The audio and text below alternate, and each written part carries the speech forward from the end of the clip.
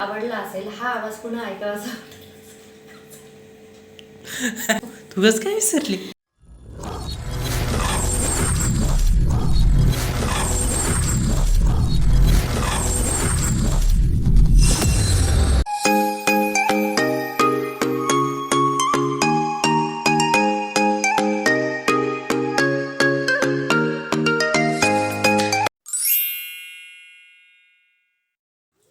Hello नमस्कार श्री स्वामी समर्थ मैत्रिणींनो, मी आहे प्रणिता आणि स्वागत आहे तुमचं आपल्या मराठी ब्लॉग चॅनलमध्ये, ज्याचं नाव आहे प्रणिताच ब्लॉग नाता आपुलकीचं.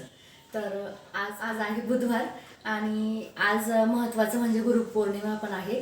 तर सगळ्यात अगोदर तुम्हाला सर्वांना गुरुपौर्णिमेच्या खूप खूप शुभेच्छा आणि आजचा दिवस तुम्हाला सुखा समाधानाचा आनंदाचा आणि अगदी मजेचा जाऊ ही स्वामींचरणी प्रार्थना करते. तसं तर आजचा दिवस ऑलमोस्ट संपलाच आहे, कारण की आत्ता वाजले संध्याकाळचे 5:30 आणि आत्ता मी व्हिडिओला सुरुवात करते आणि भरपूर अशी हवा येते. इथे एकदम सुंदर हवा सुटली आहे.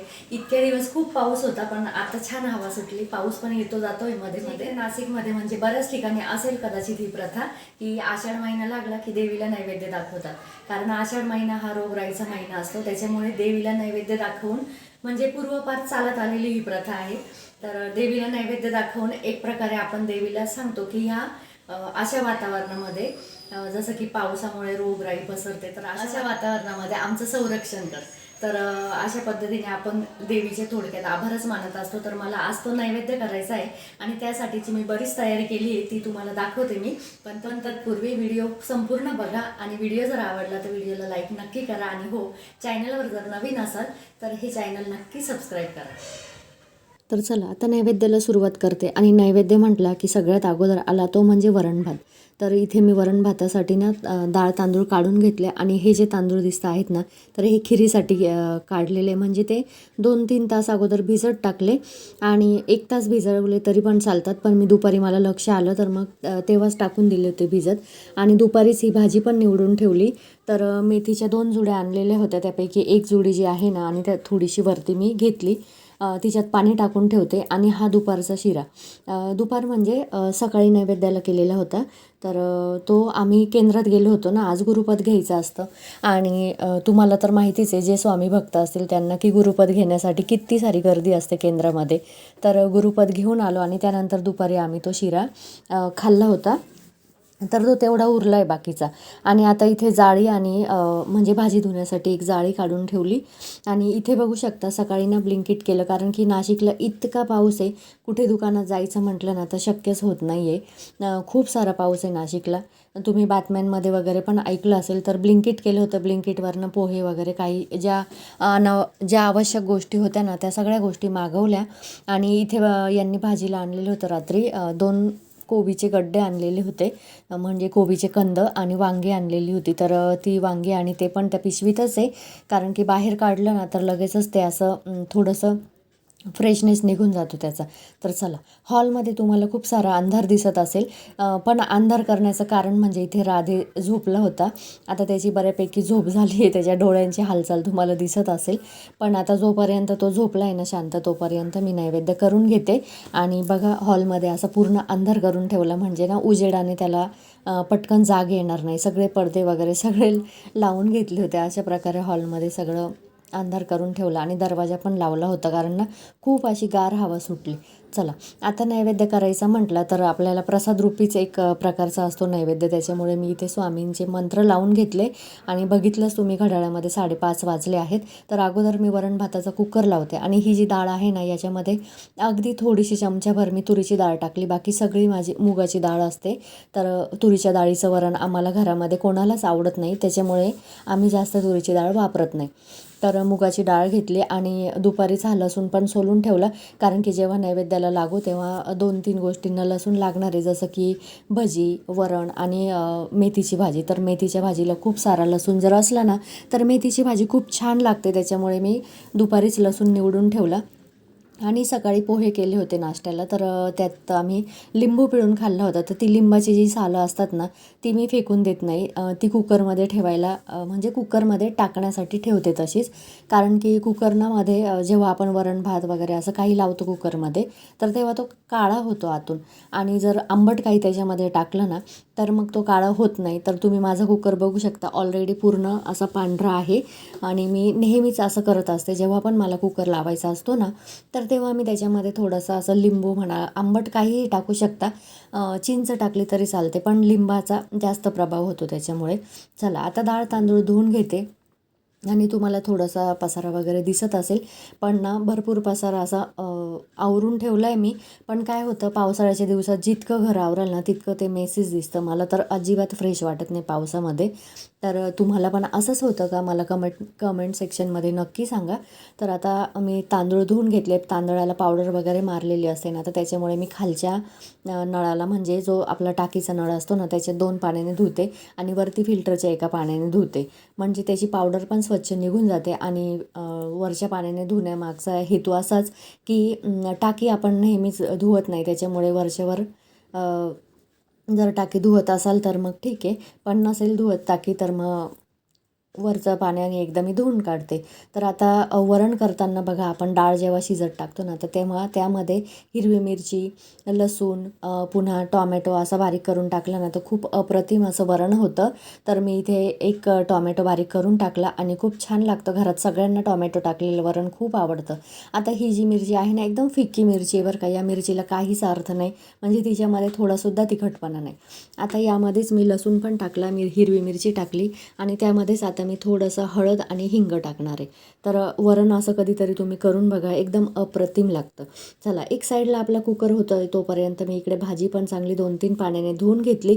कारण की पावसाच्या दिवसामध्ये भाजीला बरीच अशी माती असते, तर ती अर्धा तास अगोदर किंवा 15 मिनटं अगोदर जर पाण्यात टाकून ठेवली ना, तर सगळी माती खाली बसते आणि मग आपल्याला वरती व्यवस्थित अशी भाजी मिळते. ती भाजी काढून पुन्हा मी 2 पाण्याने धुतली. आणि हे बघा, लसूण पण असा उभा कापून घेतलं. उभा कापलेला लसूण ना मेथीच्या भाजीत खूप छान लागतो. आणि इथे मिरच्या पण बघाल ना तुम्ही, तर 2 प्रकारच्या मिरच्या घेतल्या.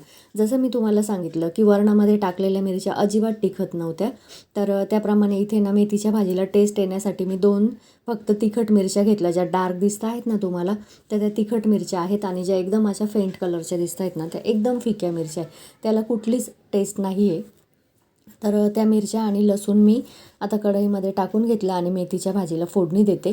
आता ही मेथीची भाजी जी असते ना, तर एरवी कसं आपण शेंगदाण्याचा कूट वगैरे असं टाकून मेथीची भाजी करत असतो, पण जेव्हा नैवेद्याची मेथीची भाजी असते ना, तर तेव्हा मी तरी त्याच्यामध्ये असं शेंगदाण्याचा कूट वगैरे असं काहीच टाकत नाही. फक्त मिरची आणि लसूण टाकून ती फ्राय करायची. खूप छान पण लागते, चवीला पण मस्त येते. आणि नैवेद्याला शक्यतो तशीच भाजी करतात. तर तुम्ही पण असंच करतात का, मला कमेंट सेक्शनमध्ये नक्की सांगा. आणि हा आखाडाचा नैवेद्य असतो ना, म्हणजे आषाढ महिन्यामध्ये कसं होतं ना, की भरपूर असा पाऊस असतो, रिमझिम रिमझिम असतो, कुठे भरपूर जोरदार पाऊस पडत असतो. पण पाऊस कसाही असला ना, तरी रोगराई मात्र पसरवतोच.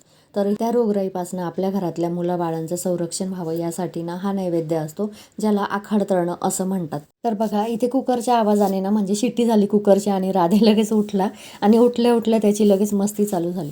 आणि बाल्कनीत गेला, तर बाल्कनीतून त्याला त्याची मम्मी दिसली आणि लगेचच त्याची जाण्याची बघा तयारी. इतकी घाई होते त्याला मम्मी दिसली की लगेचच इतका पळतो जोरात. आणि आता खाली गेला आणि गॅलरीतून एक्झॅक्ट त्याचं घर दिसतं, तुम्हाला दाखवते मी. हे बघा किती पळत चालला आहे.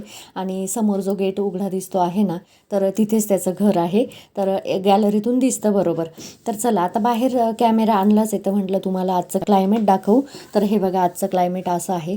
थोडा रिमझिम रिमझिम पाऊस आहे, पण खूप वारं आहे. वारं तर एवढं सुटलेलं आहे, त्याला काही प्रमाणच नाही आहे. म्हणजे घरात एखादी वस्तू ठेवली ना, तर ती डायरेक्ट पुढच्या दारापर्यंत जाते, इतका वारा आहे. आणि या वाऱ्यानेच बघा ना, इथे प्राजक्ताचा अगदी सडा पडला आहे. माझ्या गॅलरीच्या समोरच तुम्हाला मी बऱ्याच व्हिडिओमध्ये दाखवलं, एक प्राजक्ताचं झाड आहे, ज्याला पारिजातकसुद्धा म्हणतो आपण. तर त्या पारिजातकाच्या झाडाची इतकी फुलं पडतात ना, आणि हलकी असतात ती फुलं. थोडा वारा आला की फुलं लगेच खाली पडतात आणि त्याचा पूर्ण असा सडा पडलेला आहे. माझ्या बाल्कनीत जेव्हा उभं राहतो ना आम्ही, तर तेव्हा त्या प्राजक्ताचा इतका वास येतो, मस्त एकदम मंद सुवास येतो त्याचा. आणि खूप छान वाटतं, फ्रेश वाटतं. तर बघा, वारं किती सुटलं आहे, तुम्हाला झाडांच्या हालचालींवरनं लक्षात आलंच असेल. चला, आता हे वारं बघत बसून काय आपलं भागणार नाही आहे. तर आता घरात गेले आणि लगेचच मेथीची भाजी बघितली, बऱ्यापैकी खाली बसली होती, तिच्यात मीठ टाकलं. आणि म्हणजे ती ना खाली बसली ना बऱ्यापैकी तर थोडा अंदाज येतो मिठाचा ना, त्याच्यामुळे मी मेथीची भाजी फोडणीला दिल्या कधीच मीठ टाकत नाही. थोडीशी भाजी खाली बसू देते, नाहीतर भाजी ना खारट होण्याची शक्यता असते. तर सकाळी मी शिरा केला ना, तर एका पातेल्यामध्ये दूध गरम केलेलं होतं शिऱ्यात टाकण्यासाठी. तेच दूध ना मी एका वाटीमध्ये काढून घेतलं आणि त्या पातेल्यात पुन्हा मी पाणी टाकलं, ते म्हणजे खिरीसाठी. तोपर्यंत आपला कुकर पण झालेलं होतं. कुकर उतरवून घेतला, खिरीसाठीचं पाणी गरम करायला ठेवलं आणि एक साईडला आपली मेथीची भाजी होतेच आहे. मेथीची भाजी ना फार हलवायची नाही, नाहीतर ती कडू होते. आणि एक साईडला पाणी तापोपर्यंत इकडे मी काजू बदाम जे काही ड्रायफ्रूट आपल्याला टाकायचे आहे ना खिरीमध्ये, ते सगळे बारीक करून घेतले. तर असे बारीक काप करायचे. मला खरं तर ना मेशोवरनं ते जे ड्रायफ्रूट कटर आहे ना ते मागवायचं आहे, पण रोज लक्षात येत नाही ते. तर असं काही करायचं असलं की मग लक्षात येतं की आपल्याला ड्रायफ्रूट कटर मागवायचं होतं. तर आता लक्ष आलंच आहे, तर मी नक्कीच ते ऑर्डर करेल. पण आता तत्पूर्वी तर हा स्वयंपाक पूर्ण करून घेते. आता एका पातेल्यामध्ये ना मी तूप घेतलं आणि तुपामध्ये ते ड्रायफ्रूट टाकले. बऱ्याच जणी या खिरीला काय करतात की ड्रायफ्रूट वरतून टाकतात, पण मला तळलेले ड्रायफ्रूट जास्त आवडतात, त्याच्यामुळे मी तुपामध्येच ते फ्राय करते. थोडासा त्याचा रंग जर बदलला की लगेचच त्याच्यामध्ये आपण जे गरम केलेलं पाणी आहे ना ते पाणी टाकायचं आणि पाणी उकळी येऊपर्यंत मी भिजत घातलेले तांदूळ दळून घेते. तर जेव्हा खिरीला तुम्ही तांदूळ वापरता तेव्हा एक तर आंबेमोहर किंवा इंद्रायणी तांदूळ वापरायचा. त्याची खीर अप्रतिम लागते, खूप सुंदर खीर बनते त्याची. तर बघा इथे छान अशी मस्त पाण्याला फोडणी दिली आणि आता हे पाणी उकळतं तोपर्यंत मी तांदूळ बारीक करून घेते. आता हे पाणी उकळण्यासाठी ना गॅस मोठा केला तरी चालतो. तुम्हाला हवं असेल तर तुम्ही अजूनसुद्धा पाणी वाढवू शकता. तुमच्या घरातल्या मेंबर्सनुसार तुम्हाला खिरीची क्वांटिटी बनवायची आहे. तर बघा इथे पाण्याला मस्त अशी उकळी फुटली तोपर्यंत माझे तांदूळ पण बारीक करून झाले. मस्त असे तांदूळ बारीक केले आणि आता हे तांदूळ एका साईडने चमच्याने ते पाणी हलवायचं.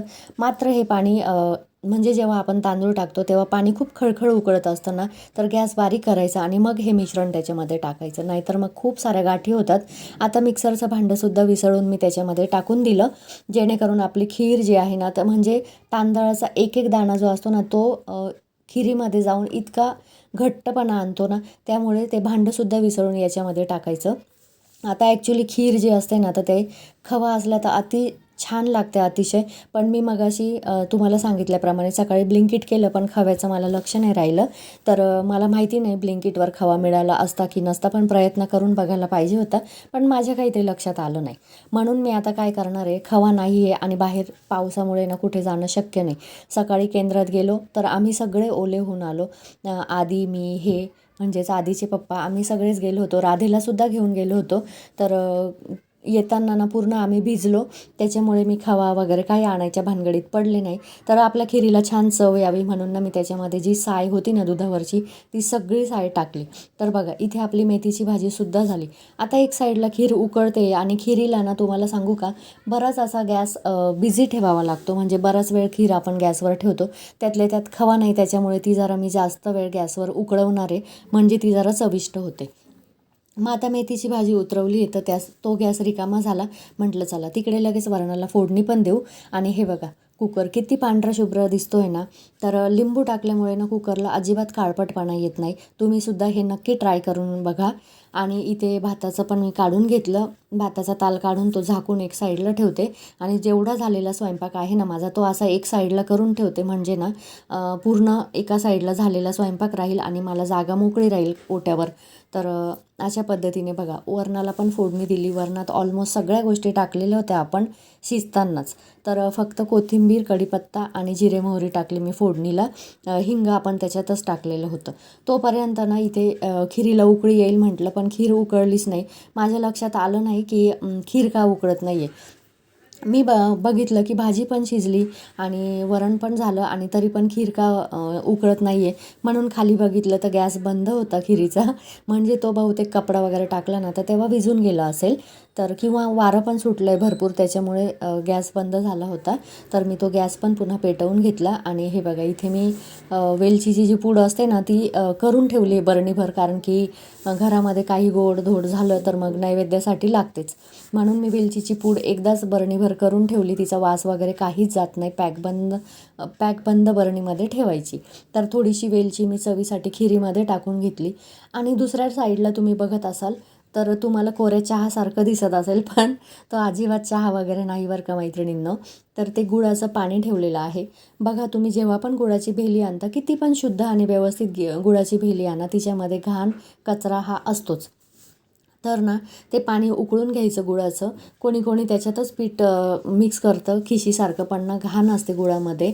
तर त्यामुळे ना गुळाचं पाणी बनवून आणि वेगळं आपण असं हे करायचं, वेगळं पिठामध्ये गाळून टाकायचं. आता तुम्हाला हे सगळं गाळल्यावर मी दाखवेलच की गुळामध्ये थोडीफार तरी घाण निघतेच. आता हे पाणी गरमच होतं, ते गार होऊ द्यायला काही वेळ नव्हता माझ्याकडे. मी म्हटलं, कारण की काय होतं ना की लाईट येते जाते, जसा पाऊस चालू झाला ना तशी लाईट येते जाते. त्याच्यामुळे जेवढं शक्य होईल अंधार पडायच्या आत मला पटपट पटपट असा स्वयंपाक करायचा होता. तर मी म्हटलं एक साईडला खीर उकळते, तोपर्यंत पटकन हे पीठ भिजवून घेऊ आणि दुसऱ्या साईडला वरण पण उकळतं आहे. गॅस पण मोकळा नव्हता. तर मी इकडे ना पोळ्यांचं पीठ पण भिजवून घेतलं, जे तुम्हाला साईडला झाकून ठेवलेलं दिसलं ना, तर ते पोळ्यांचं पीठ आहे, साध्या पोळ्या ज्या आपल्या असतात त्या. आणि इथे मी पुऱ्यांचं पीठ भिजवून घेते. ते खूप गरम असल्यामुळे ना मी चमच्याच्या सहाय्याने त्याला मिक्स करते. थोडं गार झालं की मग मी हातानेच ते मळणार आहे. तर इथे बघा तुम्ही, जसं जसं आपल्याला लागेल ना तसं तसं ते गुळाचं पाणी टाकून घ्यायचं. कारण की खूप पातळ पण नको व्हायला आणि मला खूप जास्त अशा पुऱ्या नव्हत्या करायच्या, कारण की खाणारे आम्ही तिघंच आहोत आणि नैवेद्याला जे काही होतील त्या पुऱ्या होतील. तर त्यासाठी मी लागता लागताच पाणी ते टाकते आहे. आणि हे बघा तुम्हाला दाखवते, तुम्हाला चाळणीत दिसतच असेल गुळामध्ये एवढी घाण निघालीच आहे तरी पण. म्हणून ना गुळाचं पाणी कधी पण गाळून घ्यायचं, कारण की गुळ बनवताना बराचसा जे गवत वगैरे असतं ना तर त्याच्यामध्ये ठेवतात ना ते, त्याच्यामुळे बराचसा कचरा असा गुळाला लागून येतो. आता हे पाणी इनफ झालं एवढ्या पिठासाठी आणि अगदी माझा अंदाज बरोबर ठरला. मला असं वाटलंच होतं की एवढ्या पिठाला एवढं पाणी लागेल. मी वरती त्याच्यावर एक थेंबसुद्धा पाणी नाही टाकलं. तेवढ्याच पाण्यामध्ये जेवढं होईल ना तेवढं पीठ भिजवून झालं माझं. तर चला, आता बऱ्यापैकी गरम आहे, पण आता काय करणार, चमच्याने तर संपूर्ण पीठ भिजवता येणार नाही. फूड प्रोसेसरमध्ये टाकू शकले असते, पण इट्स ओके. आता मी भांडं भरवलंच होतं, तर म्हटलं हातानेच भिजवून घेऊ. तर थोडंसं गरम चटके लागतच होते मला, पण तरी पण मी थोडंसं तेल हाताला लावून घेतलं आणि हळूहळू करून आता हे पीठ स्मॅश करते. आणि अजिबातसुद्धा त्याच्यातून म्हणजे वरचं जे पाणी आहे ना ते अजिबातसुद्धा टाकलेलं नाही. एवढ्याच पाण्यात माझं एकदम छान असं पीठ भिजवून झालं. आणि हे बघा, एकदम असं कडक पीठ भिजवून घेतलं मी, कारण की पुऱ्यांना पीठ भिजवताना ना नेहमी असं कडक पीठ भिजवायचं. जे आपण पोळ्यांसाठी सैलसर पीठ भिजवतो ना तसं पीठ पुऱ्यांना भिजवायचं नाही. सैल पीठ असलं की पुऱ्या जास्त तेल शोषून घेतात, त्याच्यामुळे जेवढं शक्य होईल तेवढं घट्ट पीठ भिजवायचं. आणि हे बघा, राधे खाली जाऊन थोडंसं त्याच्या मम्मीला भेटून वरती पुन्हा आला आणि किती उद्योग करतो बघा. आता हे ना डंबेल्सला जे वजन लावलेले ना ब्लॅक कलरचे, ते 2-2 किलोचे, म्हणजे दोन्ही मिळून 4 किलोचे वजन आहेत. आणि तो एकटा ते उचलतो आहे आणि माझं लक्ष नव्हतं. मला असं वाटलं एवढं शांत का बरं बसला, म्हणून मी इथे येऊन बघितलं. तर म्हटलं हा काय करतो एवढा शांततेत, ते वजन उचलत होता. तर बघा, मला बघितलं आणि त्याने ते वजन लगेच ठेवून दिलं. आणि मी इथे कॅमेरा म्हटलं चला तुम्हाला पण दाखवू त्याचा आगाऊपणा. तर इथे कॅमेऱ्यामध्ये कॅप्चर केलं मी. तर भरपूर असं जड आहे बरं का ते, पण तरी पण तो बघा तो कसं उचलतो. माझं थोडं लक्ष तिकडे गेलं ना की लगेच ते डंबेल्स उचलतो. असा काहीतरी आगाऊपणा करत असतो. त्याला मी सांगत होते की नको उचलू, पोटात दुखेल, ऐकत नाही, असं उड्या मारत राहतो बघा. चला, राधेच्या नादी लागत बसले ना तर माझा स्वयंपाक राहून जाईल. तर इथे मी आता किचनमध्ये आले, तोपर्यंत तो आधीशी खेळतो आणि आता दिवाबत्तीचा पण टाईम झाला आहे. तर चला, इथे आपली खीर पण तयार झाली. आधी तिकडे दिवाबत्ती करतो आणि राधेला सुद्धा घेऊन बसलाय शुभंकरोती वगैरे म्हणायला. A few minutes later. आता बराच वेळ झाला आणि त्यानंतर मी तुम्हाला दिसते आहे.